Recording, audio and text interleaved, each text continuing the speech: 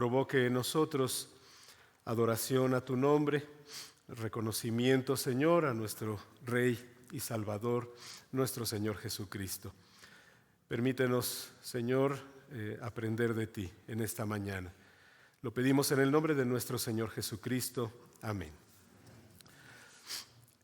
Quizá a usted, hermano, le haya pasado como a mí, cuando inicié yo en el cristianismo y va uno escuchando historias de la Biblia, de diferentes pasajes de la Biblia, o quizás si usted creció en una familia cristiana y asistiendo a la iglesia desde pequeño, las clases, la iglesia infantil, y escuchamos estas historias y pensamos, bueno, yo así lo pensaba por lo menos, hermanos, que la Biblia era una colección, ¿verdad?, de historias, de personajes que había que imitar a algunos y no imitar a otros, ¿verdad? Que nos iban a enseñar algunas cosas que hacer en nuestra vida.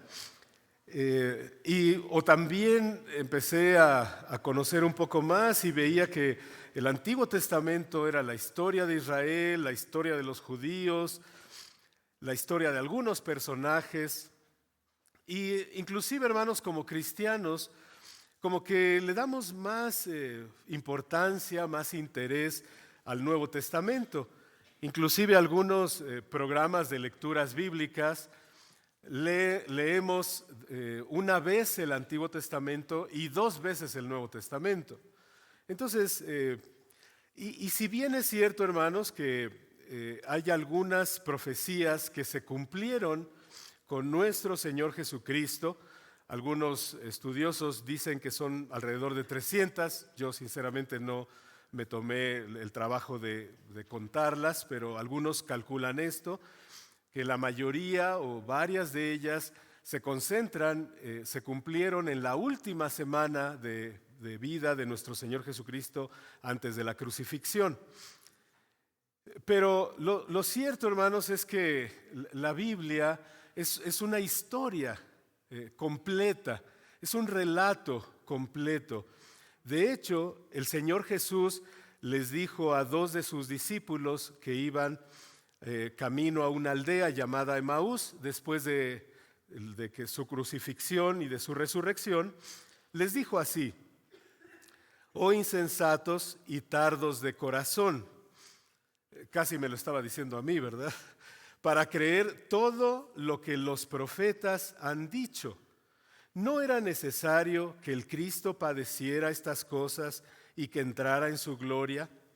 Y comenzando desde Moisés, es decir, desde los escritos de Moisés, los 5 primeros libros, prácticamente está diciendo desde el Génesis, y siguiendo por todas las escrituras lo que de él decían».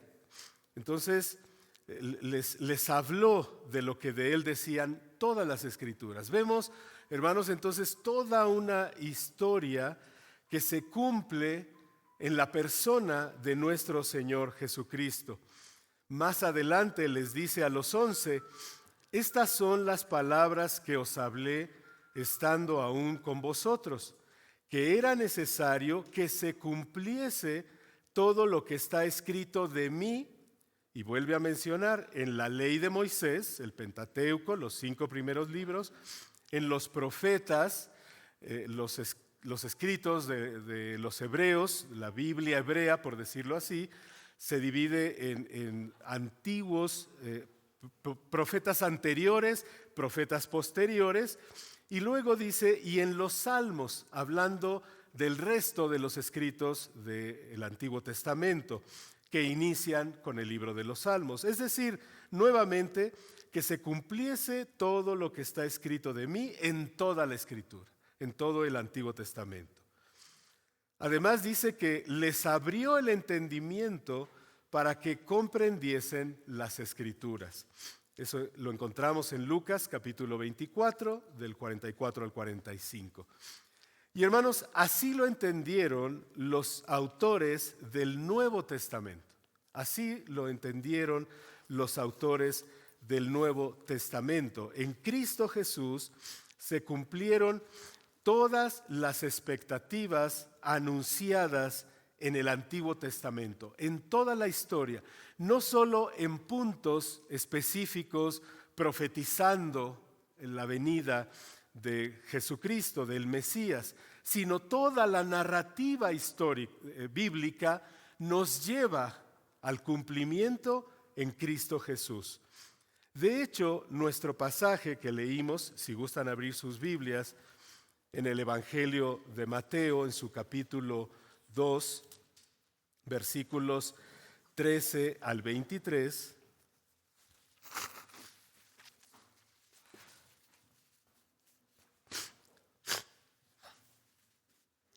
vemos, hermanos, aquí en este pasaje, 3 secciones.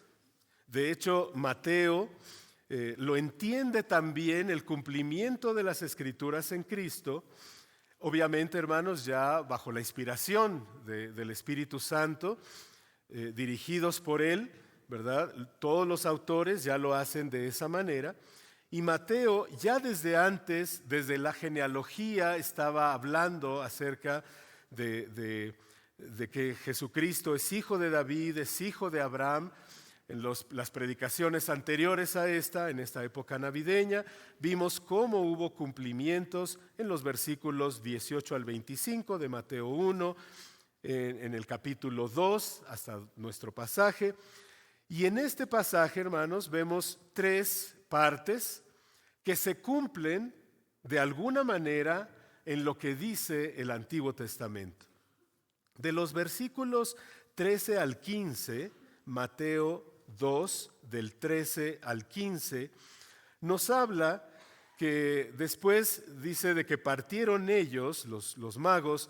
He aquí un ángel del Señor apareció en sueños a José y le dijo: levántate, toma al niño y a su madre, huye a Egipto y permanece allá hasta que yo te diga. Porque acontecerá que Herodes buscará al niño para matarlo. Y él, despertando, tomó de noche al niño y a su madre y se fue a Egipto. Y estuvo allá hasta la muerte de Herodes. Y aquí viene una frase, hermanos, que relaciona este pasaje con el Antiguo Testamento. Para que se cumpliese lo que dijo el Señor por medio del profeta. Esta frase la vamos a ver repetida en las otras 2 partes. Cuando dijo: de Egipto llamé a mi hijo. Curiosamente, hermanos, esta cita está tomada del libro del profeta Oseas, capítulo 11, versículo 1, pero no como una profecía que se va a cumplir. No es realmente una profecía que anuncia: vendrán días, se cumplirá. No está hablando de esa manera, sino que está haciendo referencia a la historia de Israel saliendo de Egipto. De Egipto llamé a mi hijo. Pero Mateo está entendiendo que se cumple en Cristo. Esa salida de Israel de Egipto se cumple aquí cuando José, María y el niño Jesús van a Egipto y de ahí regresan. Los versículos del 16 al 18 hablan de un pasaje muy lamentable, ¿verdad? Dice que Herodes, cuando se vio burlado por los magos, se enojó mucho y mandó matar a todos los niños menores de 2 años que había en Belén y en todos sus alrededores, conforme al tiempo que había inquirido de los magos. Entonces, aquí viene nuestra frase de cumplimiento: se cumplió lo que fue dicho por el profeta Jeremías cuando dijo: voz fue oída en Ramá, grande lamentación, lloro y gemido, Raquel que llora a sus hijos y no quiso ser consolada porque perecieron. Está haciendo referencia a Jeremías 31:15, en medio, hermanos, de un pasaje hablándoles del gozo de regresar del exilio, pero recordando cuando en lo que inició ese exilio, ese cautiverio, hubo matanzas de muchos niños o hijos, ¿verdad? y que ya Raquel, representando ese dolor por lo que ya es irreparable. Por eso dice que no quiso ser consolada, porque perecieron. Ya no hay necesidad de ser consolada, dice.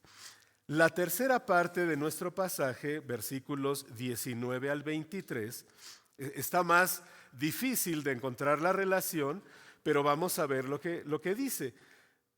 Versículo 19. Pero después de muerto Herodes, he aquí un ángel del Señor apareció en sueños a José en Egipto, diciendo: levántate, toma al niño y a su madre, y vete a tierra de Israel, porque han muerto los que procuraban la muerte del niño.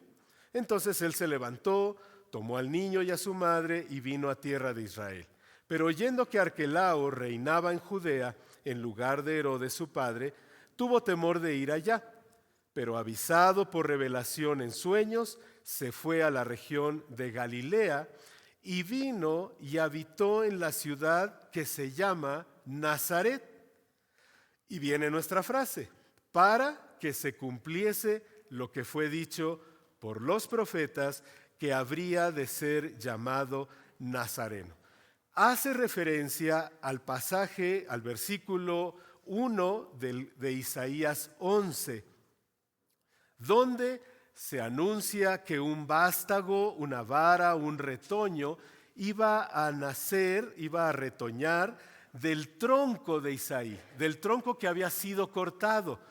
La monarquía davídica había sido exterminada prácticamente, ¿verdad? Ya no había rey descendiente de David, pero iba a retoñar una vara, un tronco, ¿verdad? Un pequeño retoño, y esa palabra es netzer en hebreo, de donde proviene nuestra palabra Nazaret. Entonces, de esa manera, hermanos, se van cumpliendo con el nacimiento de Jesús, ¿verdad? Toda la historia del Antiguo Testamento. Así que con el nacimiento de Jesús comienza el tiempo del cumplimiento. De hecho, Gálatas 4:4 dice lo siguiente: cuando vino el cumplimiento del tiempo, Dios envió a su Hijo, nacido de mujer y nacido bajo la ley. Pero ¿qué se cumplió, hermanos? ¿Qué se cumplió? Vayamos al principio.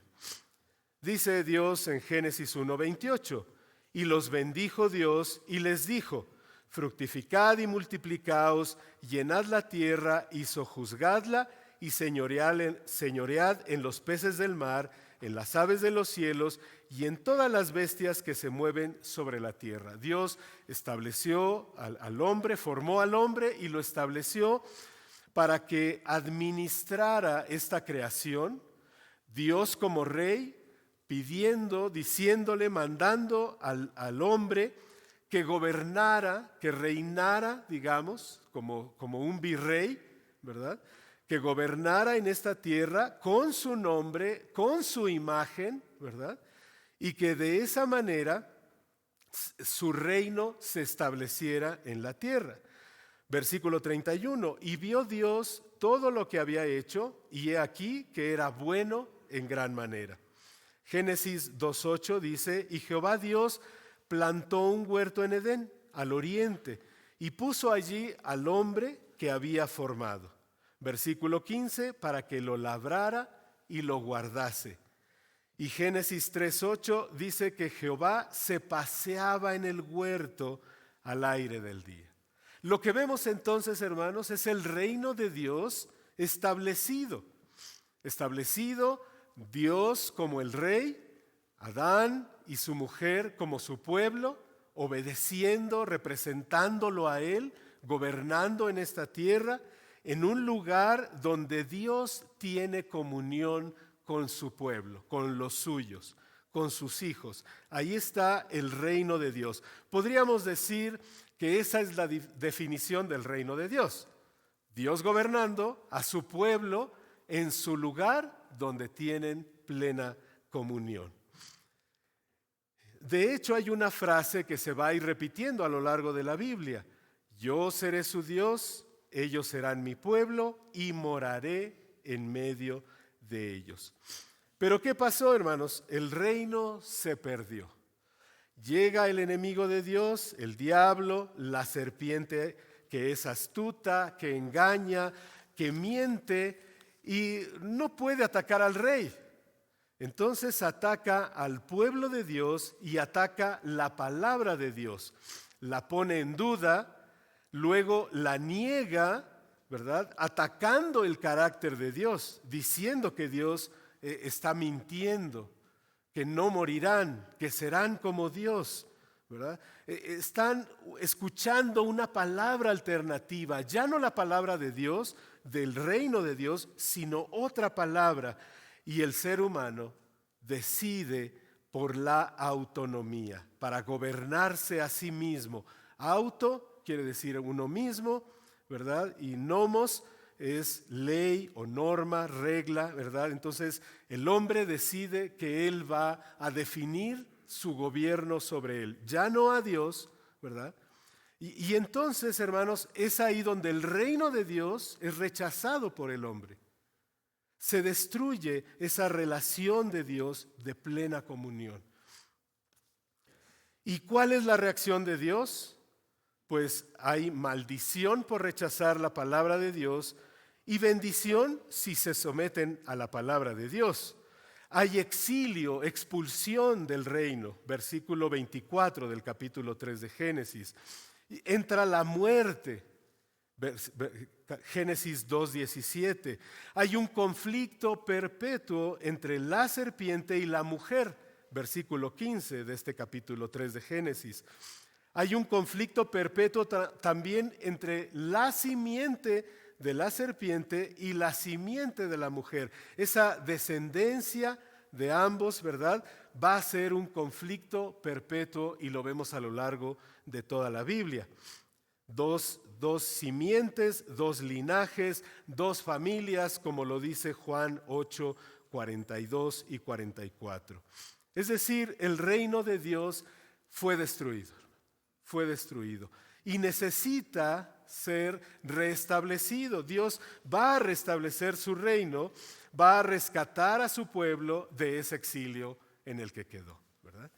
Pero ¿qué hará Dios para hacerlo? Para restablecer su reino. Dios va a lo largo de toda la Escritura, hermanos, revelando y avanzando su plan por medio de promesas, de pactos, y la historia bíblica así nos lo deja ver. En esta hora, hermanos, veremos 5 de esos momentos en los que Dios revela y avanza su plan. Otra vez, hermanos, no nos quedemos con la idea de que solo son en esos momentos puntuales, sino que a lo largo de toda la historia bíblica se está desarrollando el establecimiento nuevamente del reino de Dios. En primer lugar, hermanos, Dios establecerá su reino por medio de un libertador futuro, la simiente de la mujer.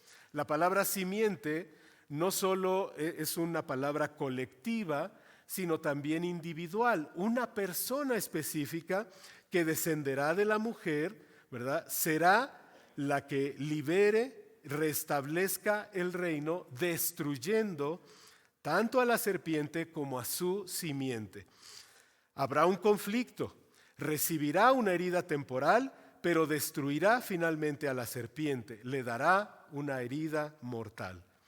Dios entonces está en esta misión de redimir su creación, de rescatarla, al levantar un descendiente de la mujer para rescatar a su pueblo de su exilio y volverlo a su lugar de comunión con su Dios, ¿verdad? Ahora sí, de traerlo a su reino.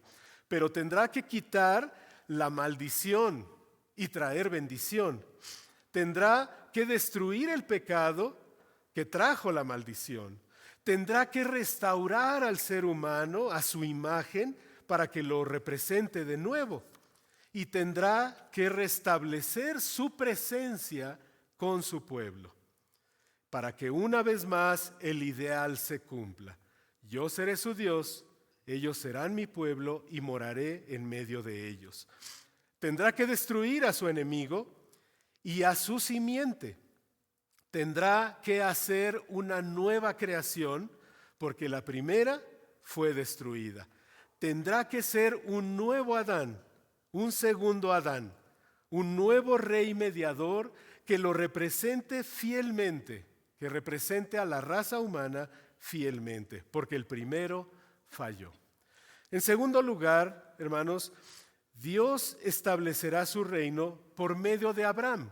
Avanzamos en la historia y entonces llama a un hombre llamado Abraham y va a hacer con él un pacto para definir que a través de su linaje, a través de esa línea, ya sabemos que la simiente de la mujer ahora va a través de Abraham y de su descendencia.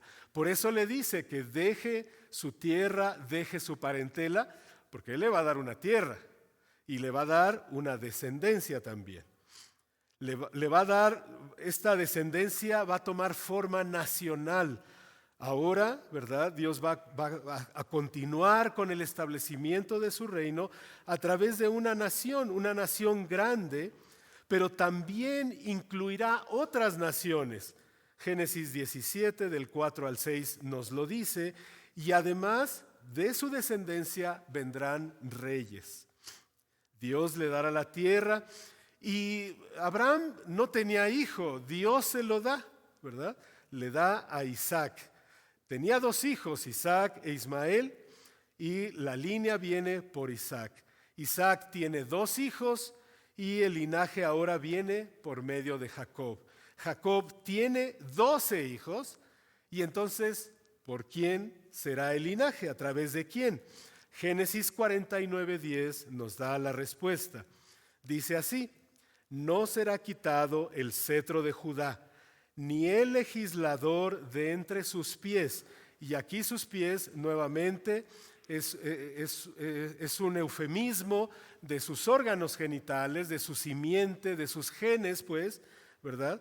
El legislador de ahí vendrá, de Judá, hasta que venga Silo, que es el término del rey último de Israel, y a él se congregarán todos los pueblos. Entonces, el reino de Dios vendrá por el legislador, la simiente de la mujer, vendrá a través de la tribu de Judá. En tercer lugar, hermanos, entramos al libro de Éxodo, donde ya vemos que se cumple la promesa de ser una nación grande, pero están en el exilio todavía. El pueblo de Dios está exiliado del lugar de Dios. Se refleja el mismo exilio del Edén. Y entonces vemos cómo la simiente de la serpiente tiene en esclavitud a la simiente de la mujer.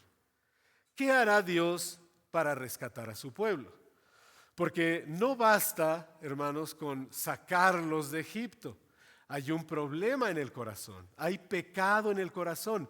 Ellos vivieron tanto tiempo en Egipto que no conocían a su Dios, sino adoraban a otros dioses.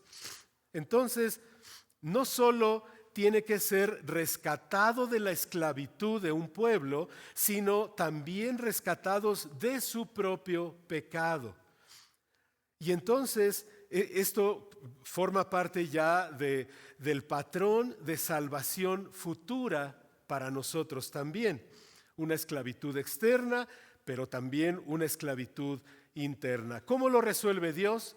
Bueno, la esclavitud de Egipto lo hace mediante las plagas y pasándolos por en medio del mar Rojo, ¿verdad? En seco. Y la esclavitud interna por medio de la Pascua. La muerte de un cordero, un inocente, ¿verdad? Y puesta la sangre en los dinteles, pasa el ángel de la muerte y no toca al pueblo de Dios. De hecho, lo que hace Dios es que identifica a Israel, la nación, como su hijo. Dice en Éxodo 4, 22 y 23, y dirás a Faraón: Jehová ha dicho así, Israel es mi hijo, mi primogénito. Ya te he dicho que dejes ir a mi hijo para que me sirva, mas no has querido dejarlo ir. He aquí, yo voy a matar a tu hijo, tu primogénito. La identificación de Israel como su hijo. Una vez que los saca, Dios establece un pacto con Israel en Sinaí. Vamos a abrir la Biblia en Éxodo 19, por favor, hermanos. Éxodo 19, versículos 4 al 6.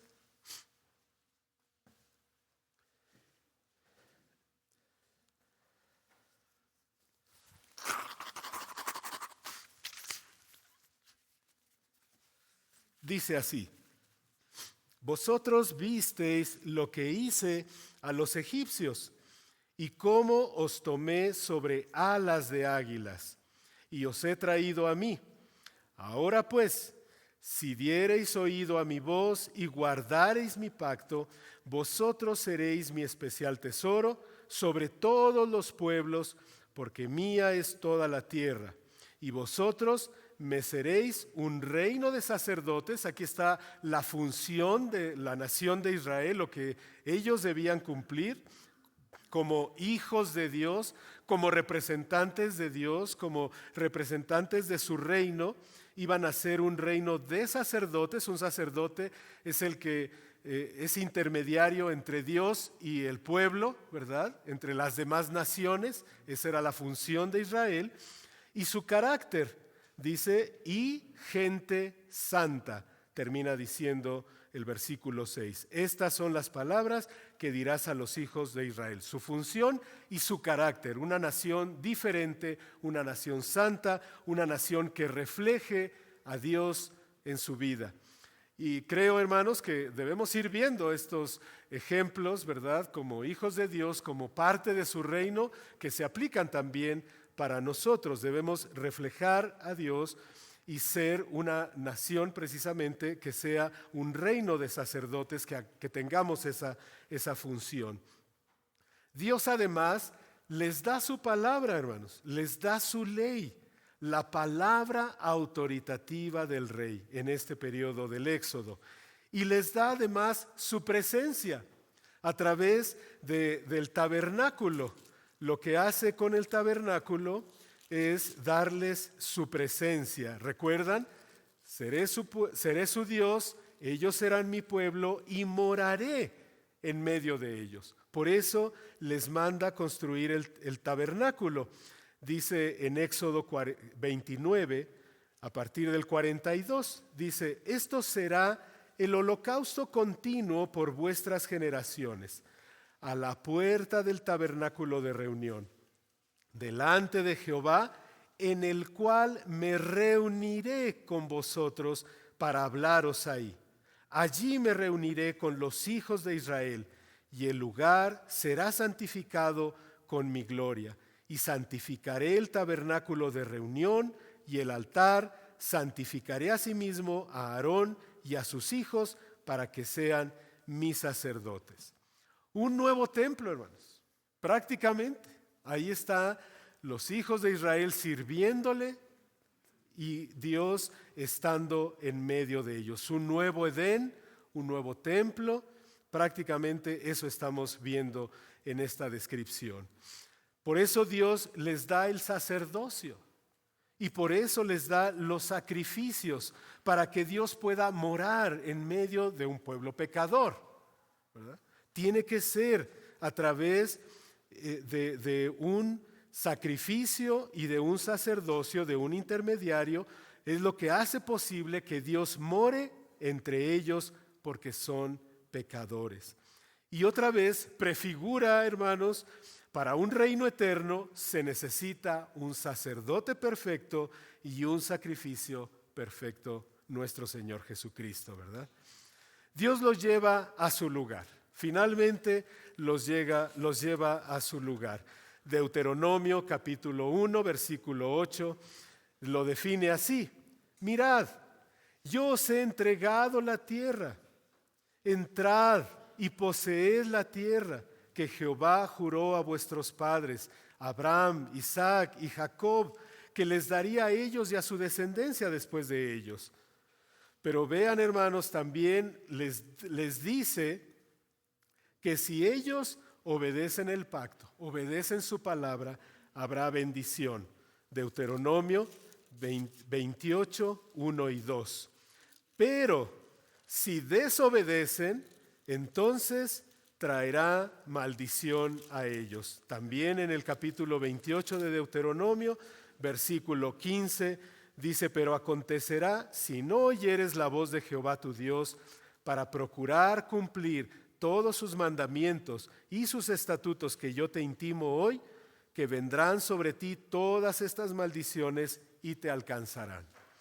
Además, hermanos, si esa desobediencia es persistente, entonces resultará en exilio.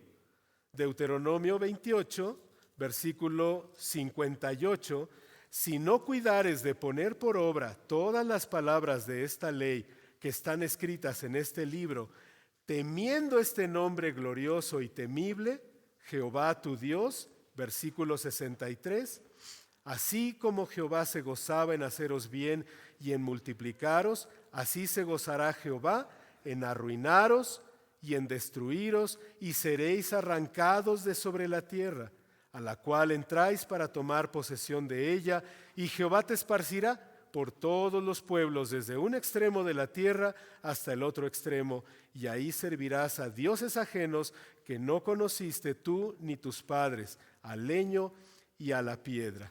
Así que tienen que cuidarse, hermanos, ¿verdad? Les da una palabra de esperanza.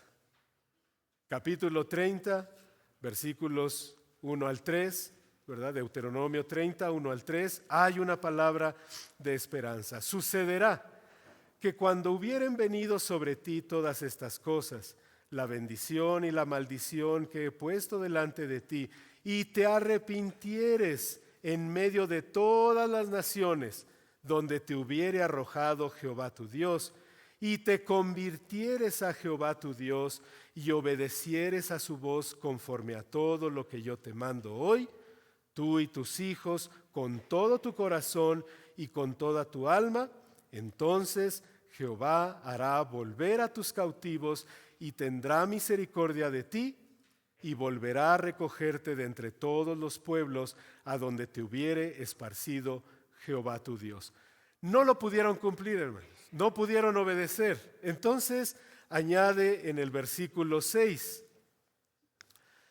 circuncidará Jehová tu Dios tu corazón y el corazón de tu descendencia, para que ames a Jehová tu Dios con todo tu corazón y con toda tu alma, a fin de que vivas. Esa obra, ¿verdad?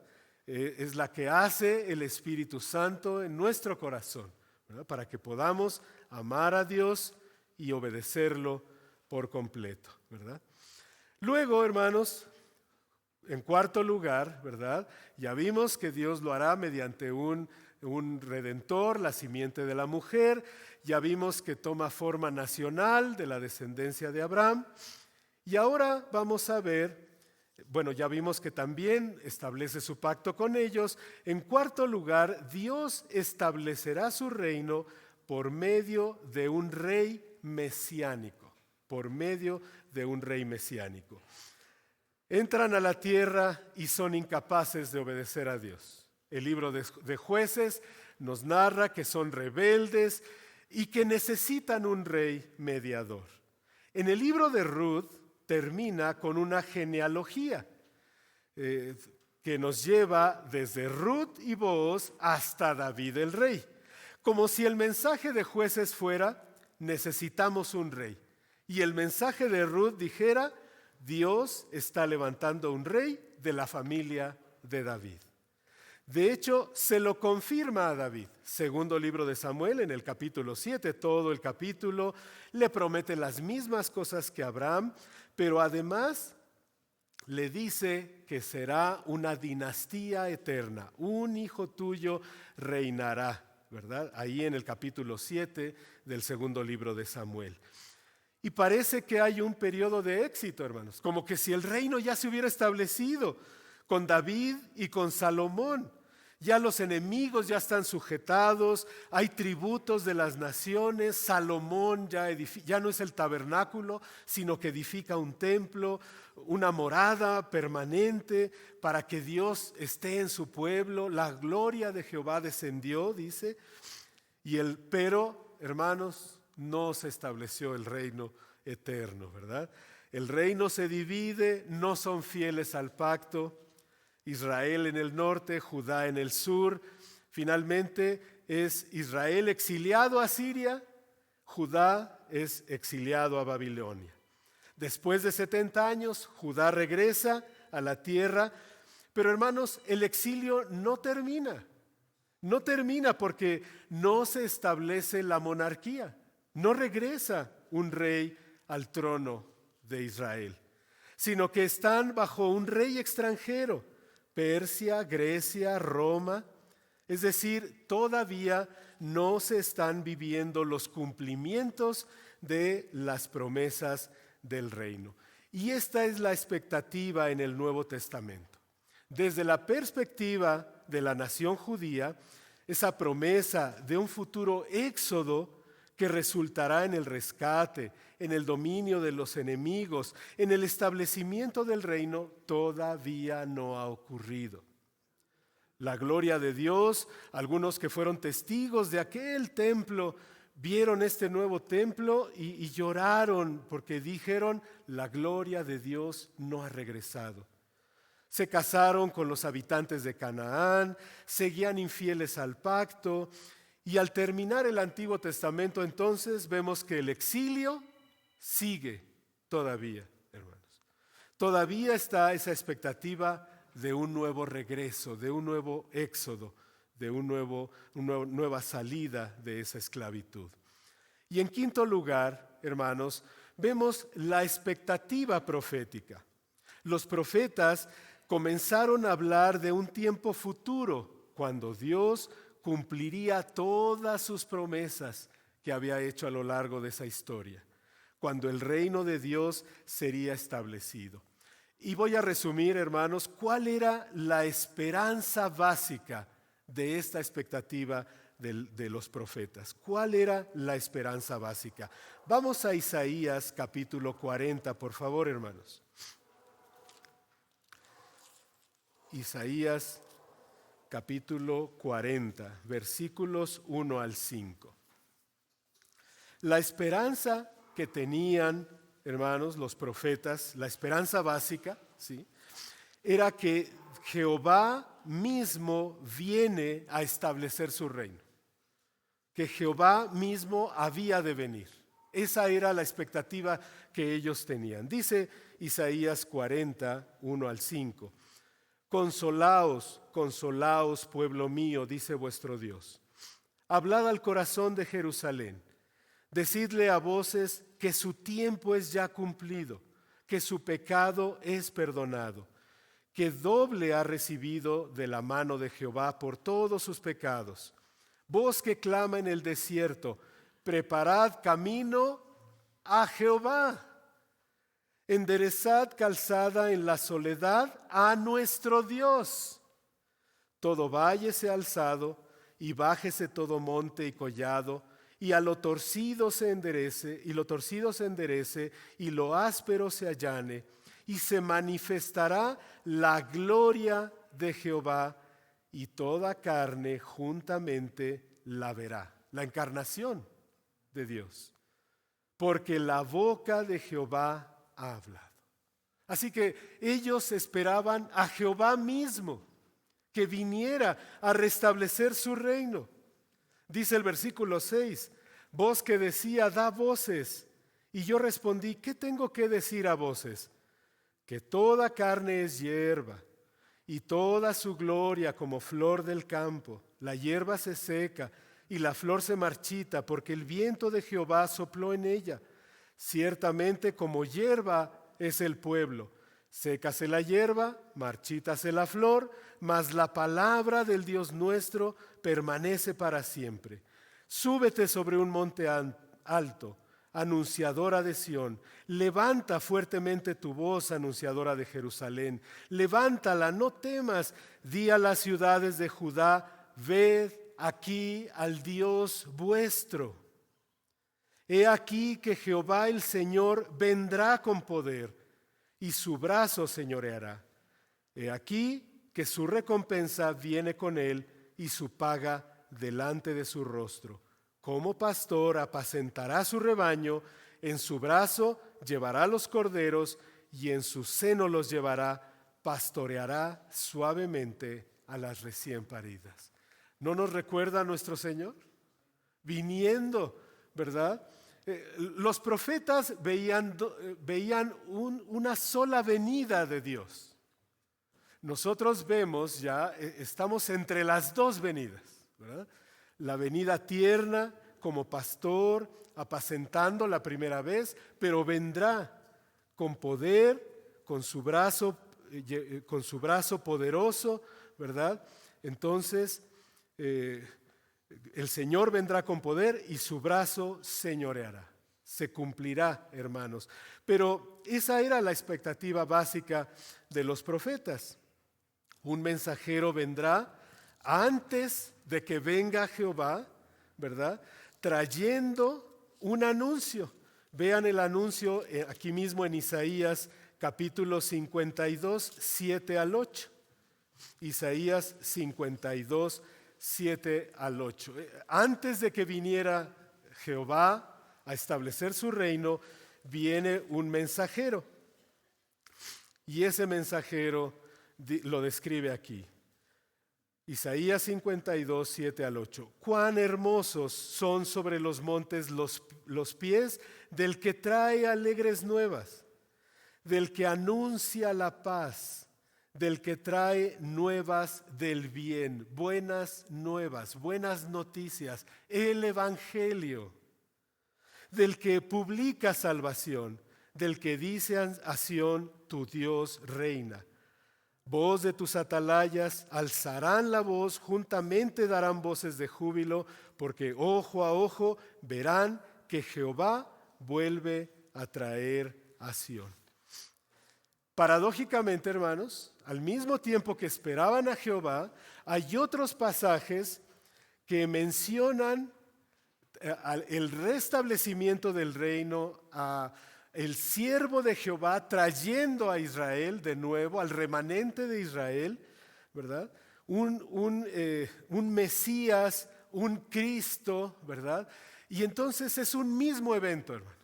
Dios mismo y su Mesías viniendo en un mismo evento, viniendo a restablecer su reino. La venida de Dios se cumplirá en la venida del Mesías, el rey davídico, el siervo de Jehová, un siervo fiel.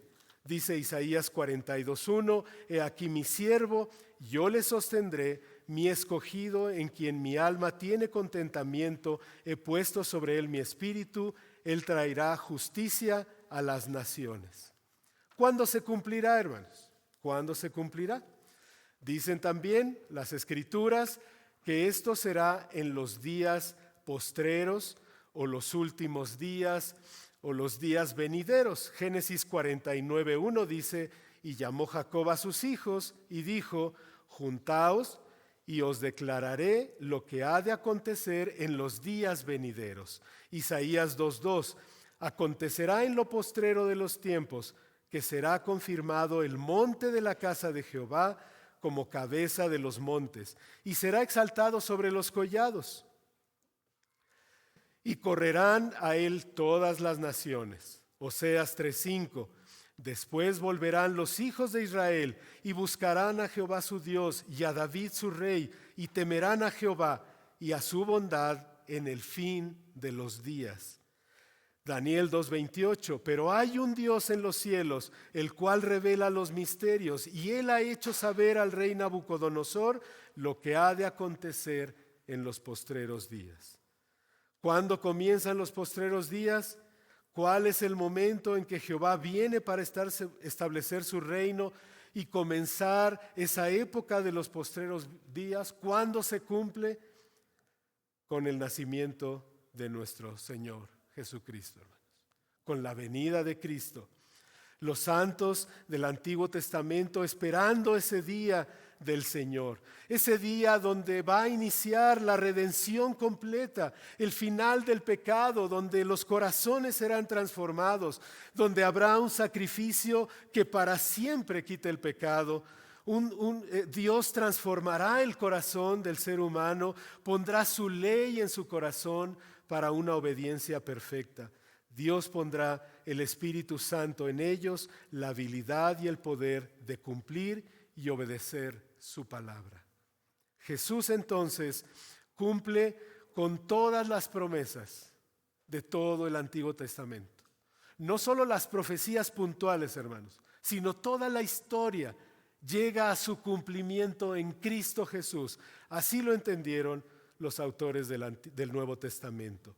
Y por eso es que vienen a adorarlo como Rey por las naciones, como parte de la profecía, de esta expectativa profética. Andarán las naciones a tu luz y los reyes al resplandor de tu nacimiento. Multitud de camellos te cubrirá, dromedarios de Madián y de Efa vendrán, todos los de Sabá traerán oro e incienso y publicarán alabanzas de Jehová. Isaías 60. Jesús cumple toda la historia de Israel. Jesús es el verdadero Israel. En lo que Israel falló, Jesús lo cumple fielmente. La pregunta, hermano, ¿quieres ser parte de ese reino? Solamente sometiendo tu voluntad a su Rey, a nuestro Señor Jesucristo, ¿verdad? Creer en Cristo como Señor, el que establece el reino de Dios en esta tierra. Por supuesto, incluye el arrepentimiento de nuestros pecados, porque hemos vivido sin rendirnos a Él, sin obedecerlo a Él. Pero ahora, al arrepentirnos de nuestros pecados y creer en Cristo, que vino y murió para pagar por nuestros pecados, entonces así es como se establece el reino de Dios, hermanos. Tiene un cumplimiento que todavía falta. Estamos en el tiempo del ya, pero todavía no.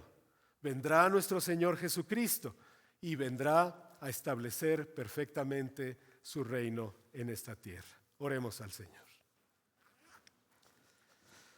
Padre, gracias por tu palabra. Gracias por toda la Escritura, Señor, de la cual, Padre, hablas acerca de tu reino, del establecimiento de tu reino en esta tierra, a través de tu Mesías, de tu siervo fiel, de nuestro Señor Jesucristo.